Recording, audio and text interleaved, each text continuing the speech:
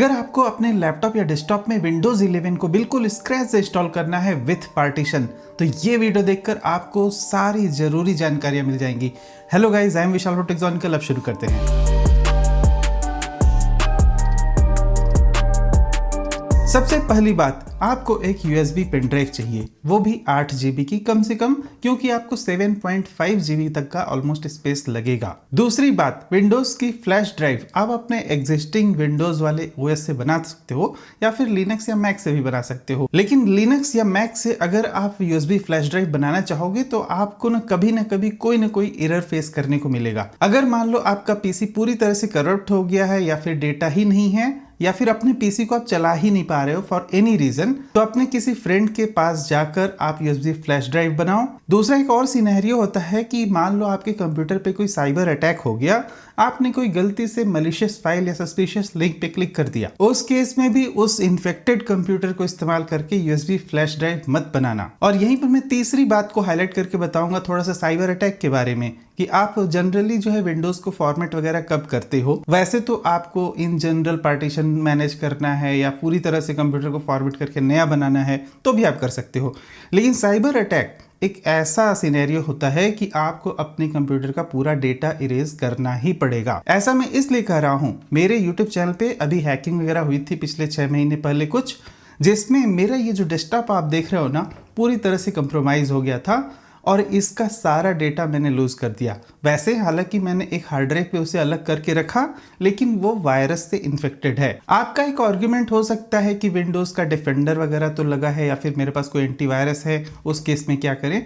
आपको जानकारी के लिए बता दूं, जितने भी एंटीवायरस है कोई भी आपको 100% फाइल रिमूवल टूल ऐसा कुछ नहीं देते हैं। सभी का ऐसा क्लेम रहेगा 94-96%, फिर भी उसमें 100 में से मतलब 3-4 फाइलें वो डिटेक्ट नहीं होती हैं किसी भी एंटीवायरस से जनरली। ऐसे केस में अगर मान लो आपका बैंक अकाउंट या फिर कोई भी यूट्यूब चैनल ही हैक हो जाता है आपने जो कंप्यूटर यूज किया उसके जरिए, तो अगर आपने पूरा अपना कंप्यूटर को बायोस में जाके रीसेट नहीं किया और आप ये सोच रहे हो कि अरे मैंने वो डाउनलोडेड फाइल तो डिलीट कर दी थी, अब सब कुछ खत्म हो जाएगा, नहीं, फिर से अटैक हो सकता है, क्योंकि ऑलरेडी आपका लैपटॉप या डेस्कटॉप इन्फेक्टेड है। और इस केस में जो मेथड मैं बता रहा हूं, आपको पूरे पार्टीशन को फिर से करना है। अगर आपके कंप्यूटर में एक SSD लगी हुई है, एक नॉर्मल हार्ड ड्राइव लगी है, सब कुछ आपको इरेज करना है, पूरी तरह से पार्टीशन डिलीट करना है और उसके बाद फ्रेश विंडोज 11 वगैरह को इंस्टॉल करना है। एक और पॉइंट मैं आपको पहले ही बता देना चाहूंगा, जब भी आप अपने कंप्यूटर को पूरी तरह से फॉर्मेट कर रहे हो और पार्टीशन को सेलेक्ट करने का जब समय आएगा,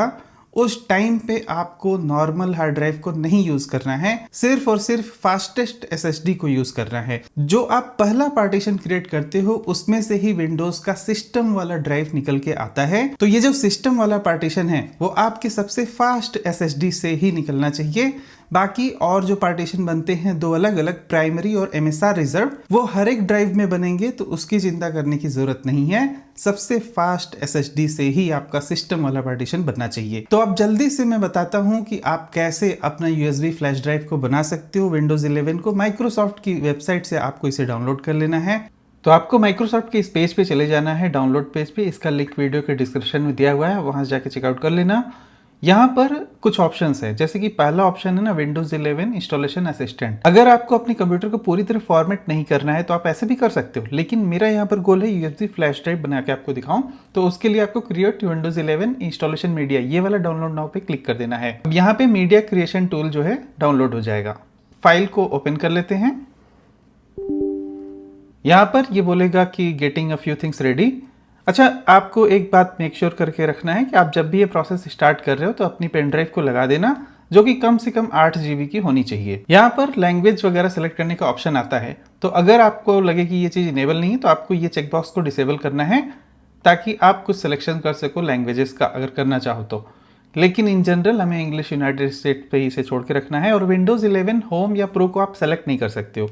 ये डिपेंड करता है कि आप कौन सी लाइसेंस की ड्यूरिंग द इंस्टॉलेशन इसको प्रोवाइड करते हो, उसके बेसिस पे विंडोज 11 होम या प्रो इंस्टॉल हो जाता है। USB फ्लैश ड्राइव ऐसा डेडिकेटेड आप विंडोज होम और प्रो के लिए अलग अलग नहीं बना सकते, ये बात ध्यान में रखना। और यहाँ पर USB फ्लैश ड्राइव आपको करना है, तो यहाँ पर फिर से एक बार नेक्स्ट करने पर आप देख सकते हो कि मेरे पास एक जो है ना F ड्राइव लगी हुई है, उसके बाद आपको फिर से नेक्स्ट क्लिक कर देना है। तो इसके बाद ये डाउनलोडिंग विंडोज 11 शुरू हो जाएगा और जैसे ही ये पूरा प्रोग्रेस 100% हो जाएगा तो यहाँ पर लिख के कंप्लीट वगैरह फिनिश करने को आ जाएगा, वो चीज आप कर लेना। तो मैं अपना वीडियो स्किप करता हूँ और मैं इसी तरह से पूरा अपना फ्लैश ड्राइव को बना लिया हूँ। तो जैसा कि अभी फ्लैश ड्राइव बन चुकी है तो इस फ्लैश ड्राइव को इस्तेमाल करते हुए थोड़ी बायोस की बूट प्रायोरिटी को मैं आपको चेंज करके बताऊंगा। अगर आप ये काम डेस्कटॉप में कर रहे हो तो मदरबोर्ड की मैन्युफैक्चरर वेबसाइट पे जाके वहां पे यूजर मैनुअल वगैरह देख लेना कि उसमें जो है ना बूट प्रायोरिटी वगैरह कैसे सेटअप करते हैं।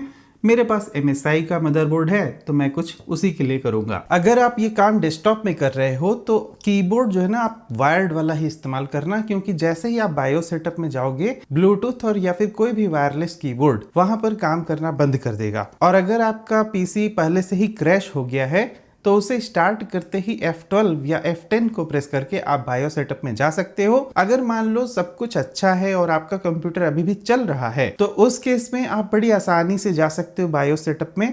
इतना ज्यादा ये कॉम्प्लिकेटेड नहीं रह गया है। अपने कीबोर्ड में शिफ्ट की को प्रेस एंड होल्ड करते हुए आपको रीस्टार्ट पे क्लिक कर देना है और शिफ्ट पे होल्ड करके रखना थोड़ी देर तक, जब तक ये रीस्टार्ट ना हो जाए। आपको एक इजी आइडेंटिफिकेशन मिल जाएगा जो प्लीज वेट लिखा हुआ है ना थोड़ा बड़ा दिखने लगेगा जब ये रिकवरी मोड में एंटर कर रहा हो। और आपके पास कुछ इस तरह की ब्लू स्क्रीन आ जानी चाहिए जहां पे 4 ऑप्शंस होंगे। कंटिन्यू आपको नहीं करना है, ट्रबल शूट में जाना है। ट्रबल शूट में जाकर एडवांस ऑप्शन पे सिलेक्ट कर लेना है। यहाँ पर UEFI फर्मवेयर सेटिंग पे क्लिक कर देना है और जैसे ही अब आप रिस्टार्ट करोगे तो ये बायोस मोड में एंट्री इसको मिल जाएगी। MSI के मदरबोर्ड का बायोस सेटअप कुछ इस तरह से दिखाई देता है और यहाँ पर आप देख सकते हो पूरी बूट प्रायोरिटी की सीक्वेंस दे रखी हुई है। यहाँ पर अभी जो बूट प्रायोरिटी है वो मेरा एक XPG का जो गेमिक्स वाला NVMe SSD लगा हुआ है उस पे सेट है। यहाँ पे मैं चाहता हूँ कि USB की को मैं फर्स्ट प्रायोरिटी दूं, तो उसके लिए सिंपली मैं इसे ड्रैग ड्रॉप करके आगे कर देता हूँ। वैसे तो आप इसे सेव बटन भी क्लिक कर सकते हो, लेकिन आप जनरली जब भी क्रॉस करोगे ना तो यहाँ पे आप कॉन्फ़िगरेशन को भी देख सकते हो। जैसे कि पहले बूट ऑप्शन 1 क्या था कि हार्ड डिस्क और फिर USB की, लेकिन अब पहले USB की है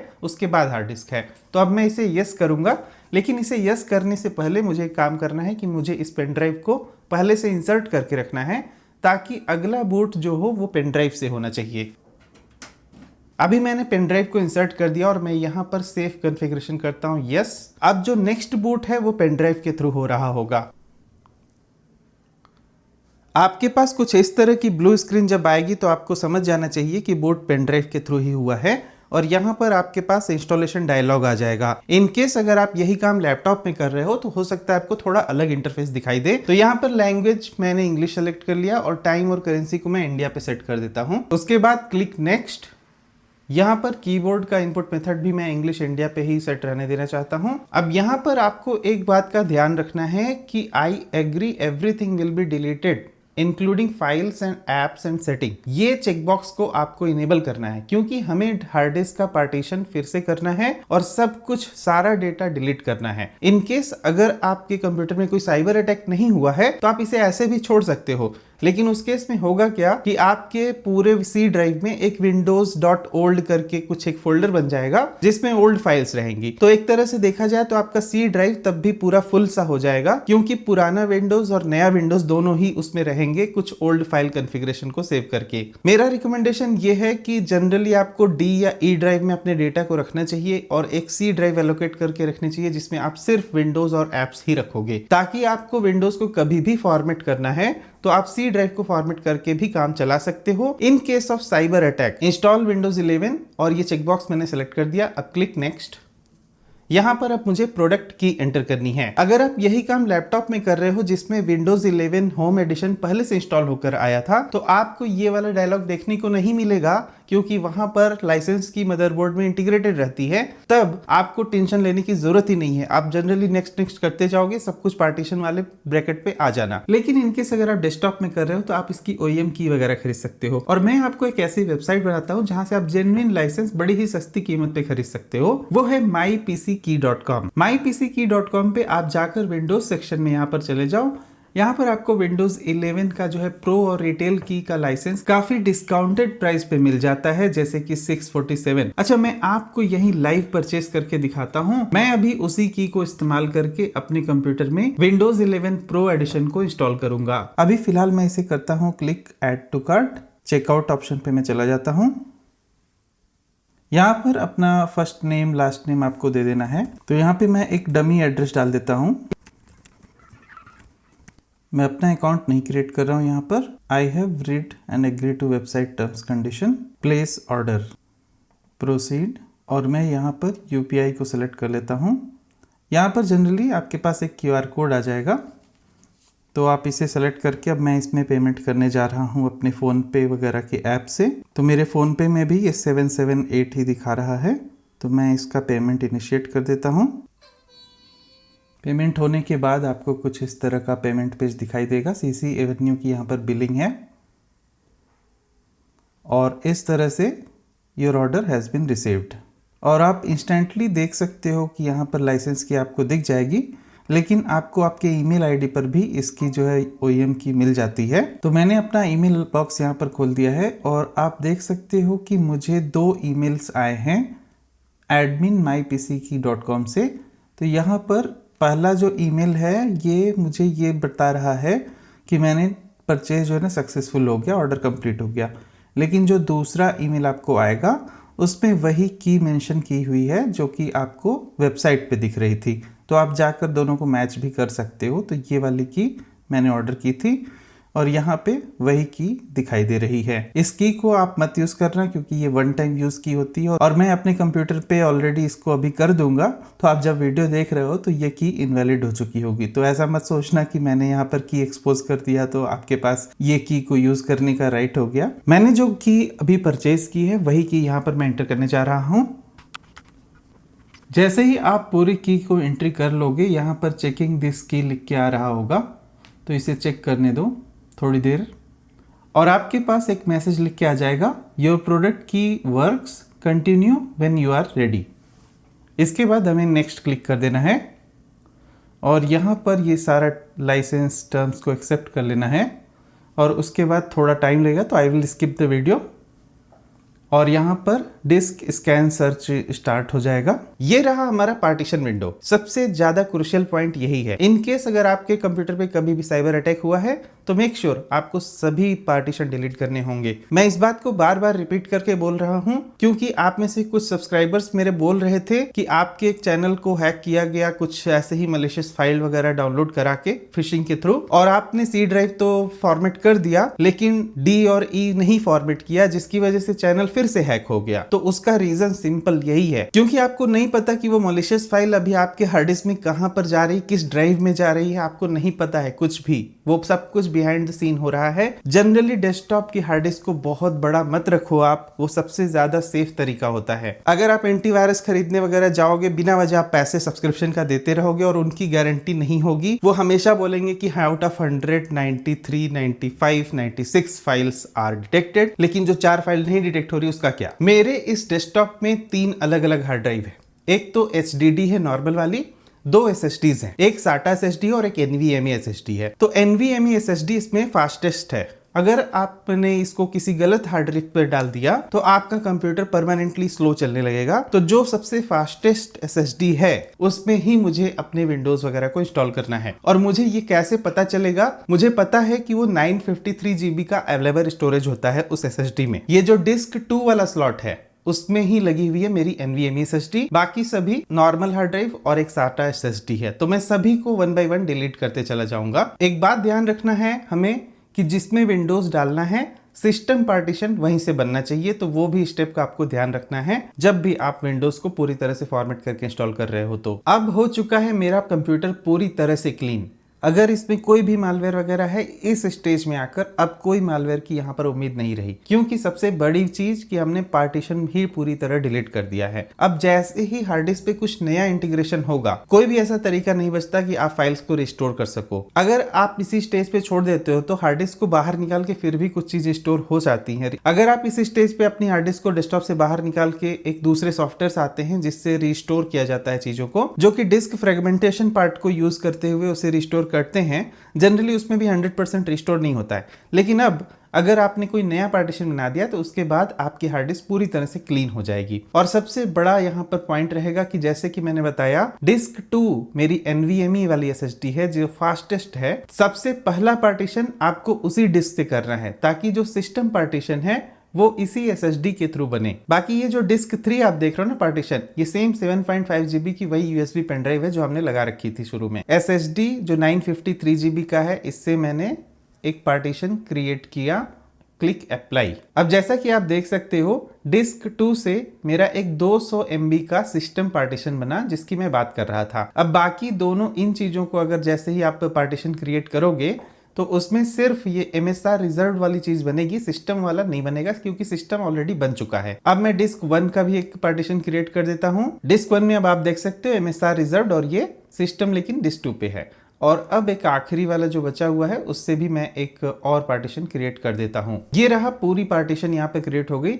अगर आपको और भी ज्यादा पार्टीशन बनाने हैं, मैं उसके लिए एक सजेशन दूंगा कि वो सब कुछ आप डिस्क मैनेजमेंट में जाके कर सकते हो। फॉर्मेट करते वक्त वो सारे पार्टीशन मत बनाओ। अगर आपके पास 3 हार्ड ड्राइव है तो सिंपल आप 3 पार्टीशन बना लो। बाद में पार्टीशन और भी करना है वो विंडोज में अंदर जाके आप कर सकते हो, कभी भी कर सकते हो। तो उसके लिए यहाँ पे दिमाग लगाने की जरूरत नहीं है। अब मैं डिस्क 2 जहां से मैंने सिस्टम पार्टीशन बनाया उसी को सेलेक्ट कर दूंगा और उसके बाद मैं जब नेक्स्ट क्लिक करूंगा तो इसी पार्टीशन में जाकर विंडोज 11 प्रो जो है ना इंस्टॉल हो जाएगा। मैंने इसे सेलेक्ट करके रख दिया और अब क्लिक नेक्स्ट। यहाँ पे आप फिर से एक देख सकते हो कि ready to install Windows 11 pro, keep nothing.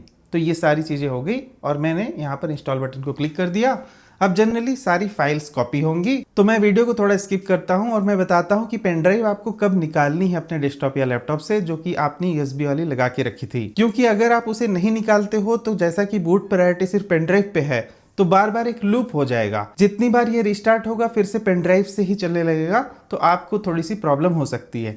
इसलिए जैसे ही ये पूरा 100% कंप्लीट होगा हमें पेन ड्राइव को निकाल लेना है। अब यहाँ पे आप देख सकते हो कि योर PC विल रिस्टार्ट और अब मैंने यहाँ पर जाकर पेन ड्राइव को तुरंत निकाल दिया। रीस्टार्ट जो होना चाहिए वो अब हार्ड डिस्क के थ्रू होना चाहिए, तो इसलिए मैंने पेन ड्राइव को निकाल दिया। और आप बूट सीक्वेंस की चिंता मत करो क्योंकि सिर्फ एक ही पेन ड्राइव लगी हुई थी तो अब वो बाय डिफॉल्ट हार्ड डिस्क से बूट हो जाएगा। आप देख सकते हो कि अब ये इंस्टॉलेशन शुरू हो चुका है और अब पेन ड्राइव से फाइल्स वगैरह जो कॉपी होनी थी वो पहले ही हो गई है। बाकी वो सब कुछ विंडोज अपने आप अपडेट हो जाता है। अब इस इंस्टॉलेशन में काफी टाइम लगने वाला है तो मैं वीडियो थोड़ा स्किप करूंगा। आगे मैं आपको एक और चीज दिखाना चाहता हूं। जब आप ये सब कुछ इंस्टॉलेशन कर रहे हो, अकाउंट सेटअप कर रहे होगे ना, तो उसमें आपको बैकअप को रिस्टोर करने का ऑप्शन आएगा। लेकिन अगर आपके कंप्यूटर पे कभी साइबर अटैक हुआ है तो आपको वो चीज नहीं करनी है।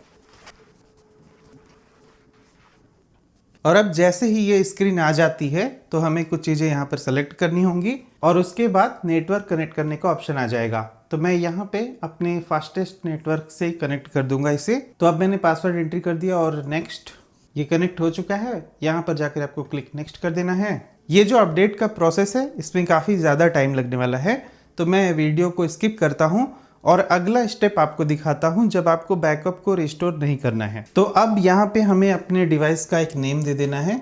तो आप अपना कोई भी नाम वगैरह लिख सकते हो। यहाँ मैं अपना ही नाम लिख रहा हूँ। यहाँ पे लिख रहा है सेटअप पर्सनल यूज। अब कुछ होता है ना ऐसा ऑप्शन कि एक आप फाइल रख लो तो ये वाला पेज आपको दिखाई नहीं देगा अकाउंट सेटअप का। लेकिन मेरा रिकमेंडेशन यही है कि आपको अपने माइक्रोसॉफ्ट अकाउंट के साथ लॉगिन करते हुए ये बनाना चाहिए और माइक्रोसॉफ्ट की तरफ से ये इन्फोर्स भी किया जा रहा है। तो इस प्रोसेस को स्किप करने के चक्कर में कहीं ऐसा न हो कि आप और एक मैलिशियस फाइल कहीं से डाउनलोड कर लो इधर उधर इंटरनेट से और फिर आपका कंप्यूटर इन्फेक्टेड ही रहे हमेशा। तो वो काम मत करना। आप जनरली एक माइक्रोसॉफ्ट का एक टेम्पररी अकाउंट भी रख सकते हो ऐसे कामों के लिए। तो यहाँ पर मैं अपना अकाउंट यहाँ पर सेटअप कर देता हूँ। तो मैं यहाँ पर अपने एंड्रॉयड डिवाइस या आईफोन से इसे कर सकता हूँ। तो अब आपके पास पिन क्रिएट करने का एक ऑप्शन आएगा। हमें एक पिन क्रिएट कर देना है तो मैं अपने लिए क्रिएट कर देता हूँ एक।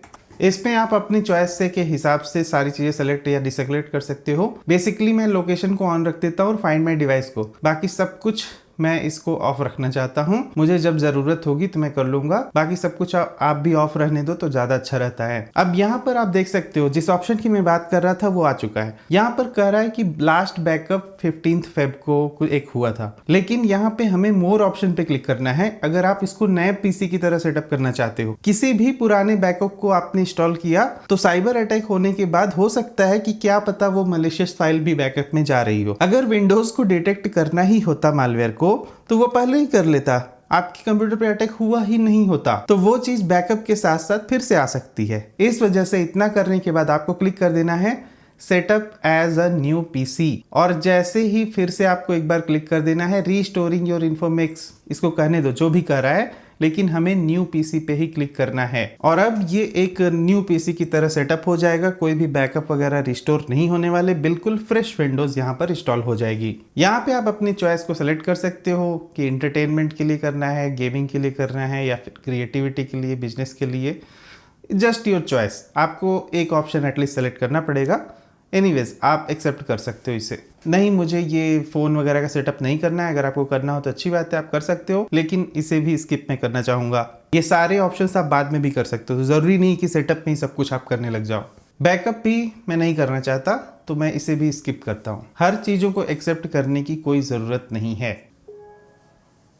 और ये हमारा विंडोज़ पूरा फ्रेश इंस्टॉल हो गया, just like a new Windows 11 pro. इसमें कोई भी बैकअप वगैरह नहीं है और ये कंप्यूटर पूरी तरह से क्लीन है। अब यहाँ पर आप जाकर पूरा हार्ड डिस्क का भी मैनेजमेंट वगैरह देख सकते हो, तो मैं आपको दिखा देना चाहूँगा। फिलहाल आप देख सकते हो कि जैसा कि मैंने 3 ड्राइव शुरू में बनाई थी, तो उसमें से ये है CDE, तो जो ये सीड वाला है ये एग्जैक्टली मेरा 952 GB वाला है, जो SSD है मेरी फास्टेस्ट वाली, और उसके बाद ये D है और E है। लेकिन इसके ही साथ आपको ये भी हो सकता है चेक करना हो कि आपके पास कौन सा विंडोज़ का वर्जन है, तो मैं वो आपको दिखा देता हूँ। यहाँ पे विंडोज़ 11 प्रो इंस्टॉल हुआ है और ये 16 फरवरी को हुआ है, आज की डेट जब मैं ये वीडियो रिकॉर्ड कर रहा हूँ। और प्रोडक्ट की एक्टिवेशन वगैरह पे आप क्लिक करके देख सकते हो।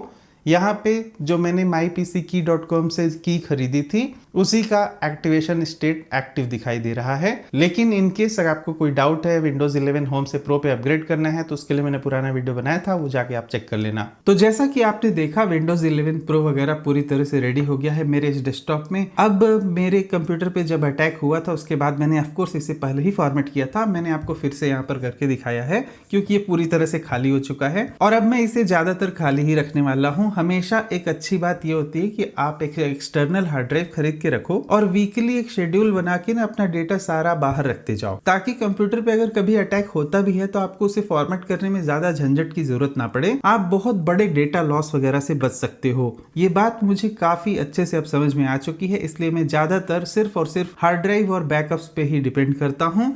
कंप्यूटर की स्टोरेज पे डिपेंड करना बहुत ही गलत आज की डेट में हो चुका है। तो जैसा कि आप देख सकते हो मैंने थोड़ा अपने स्टूडियो का अरेंजमेंट यहाँ पर डिफरेंट किया है और मैं अभी थोड़े बैकड्रॉप वगैरह और भी लगाऊंगा। तो ये एक तरह का टेम्पोररी सेटअप है जो आने वाली कुछ वीडियोस में आप देखोगे। कमेंट सेक्शन में जाकर बताना कि ये कैसा लग रहा है ओवरऑल। मुझे थोड़ा और भी इसे इम्प्रूव करना है, तो मतलब यहाँ पे कुछ कर्टेंस वगैरह आ जाएंगे, कुछ और वॉलपेपर वगैरह या फिर पेंटिंग्स वगैरह, तो उसके हिसाब से मैंने यहाँ पे थोड़ी लाइटिंग वगैरह को भी इम्प्रूव किया है।